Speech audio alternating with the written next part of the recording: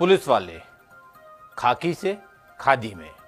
हाँ, पुलिस वालों की पॉलिटिकल पार्टी। चौंक गए ना आप? लेकिन अब छत्तीसगढ़ देश का संभवतः ऐसा पहला राज्य बन गया है जहां पुलिस वालों ने अपनी पॉलिटिकल पार्टी, राजनीतिक दल का गठन कर लिया है और चुनावी मैदान में ताल भी ठोक दी है।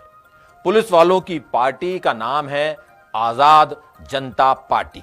पुलिस वालों की यह पार्टी पूरी 90 सीटों पर, छत्तीसगढ़ में 90 सीटें हैं, 90 सीटों पर चुनाव लड़ने का दावा कर रही है।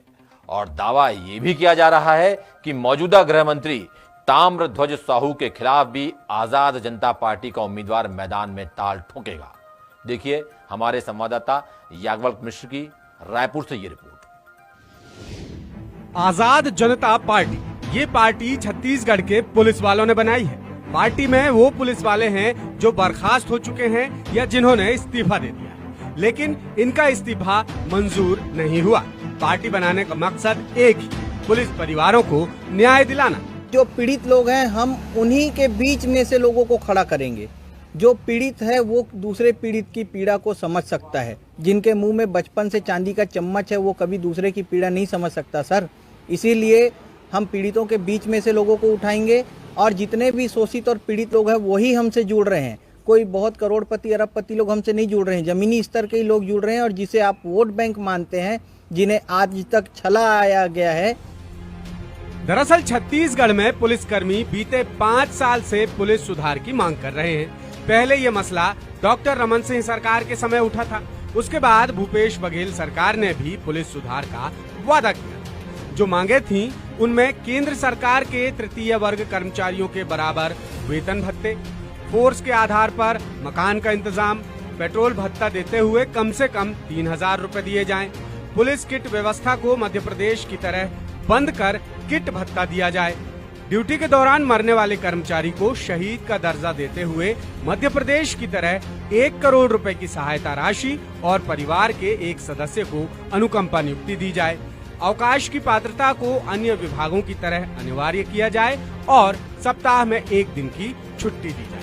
अन्य विभागों की तरह राज्य के तीसरे वर्ग पुलिस कर्मचारियों के परिवार के मुफ्त इलाज की व्यवस्था की जाए। अन्य विभागों की तरह पुलिस के ड्यूटी करने का समय 8 घंटे तय किया जाए और निर्धारित समय से ज्यादा काम लेने पर अतिरिक्त भुगतान किया जाए। नक्सल प्रभावित जिलों में तैनात बल को उच्च मानक के बुलेट प्रूफ जैकेट और अत्याधुनिक हथियार उपलब्ध कराए जाएं। मध्य प्रदेश पुलिस की तरह वरिष्ठता के आधार पर प्रमोशन दिया जाए।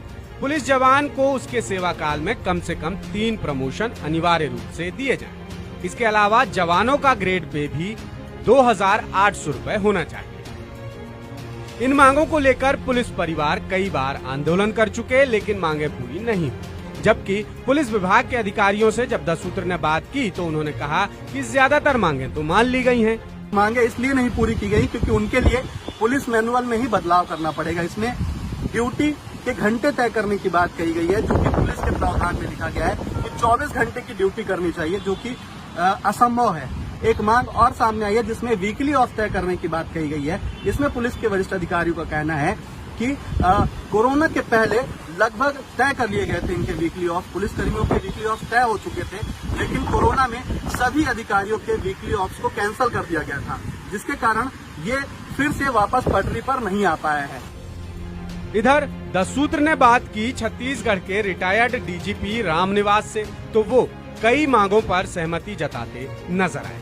ट्रांसफर पोस्टिंग में यानी स्थानांतरण के अंदर उनको पारदर्शिता और निष्पक्षता दोनों ही आवश्यक हैं। अब आती है बाकी मांगों की जी। उनमें भत्तों की मांगे या मकान किराए की मांगे, ये जरूर उसमें सरकार को देनी चाहिए कि भत्ता उनका बढ़ाया जाना चाहिए। मकान किराया जो सरकार देती है उसमें किसी भी जगह पर उतना मकान नहीं मिलता।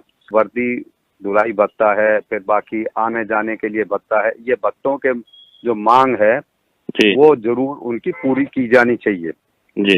लेकिन अब आता है कि वीकली ऑफ या प्रति माह छुट्टी या इस प्रकार की वो मांगे समय के अनुसार संभव नहीं है। वो जो स्थानीय हमारे अधिकारी हैं, पुलिस थाना प्रभारी हैं या रक्षित निरीक्षक हैं, वो समय के अनुसार उनको यदि ठीक प्रकार से वो अपना मैनेजमेंट रखते हैं तो उसमें भी किसी के प्रति मन में दुर्भावना नहीं आती। यदि किसी की आवश्यकता है तो उसको अवकाश जरूर दे देना चाहिए। और मेरा तो ये फार्मूला है कि यदि कोई कहता है मेरे को अवकाश चाहिए तो उसको तुरंत अवकाश दो। यानी साफ है कि पुलिस सुधार के लिए पुलिस वाले जिन मांगों को लेकर आवाज उठा रहे हैं उन्हें लेकर रिटायर्ड अधिकारी मुतमईन नजर आ रहे हैं। इस मामले में एक बात कही जाती है कि आईपीएस लॉबी नहीं चाहती कि राज्य के पुलिस वालों की मांगें पूरी हो। बहरहाल अब पुलिस वालों ने पार्टी तो बना ली और 7 लाख पुलिस परिवारों के भरोसे चुनावी मैदान में कामयाबी कितनी मिलेगी ये भी पता चल ही जाएगा।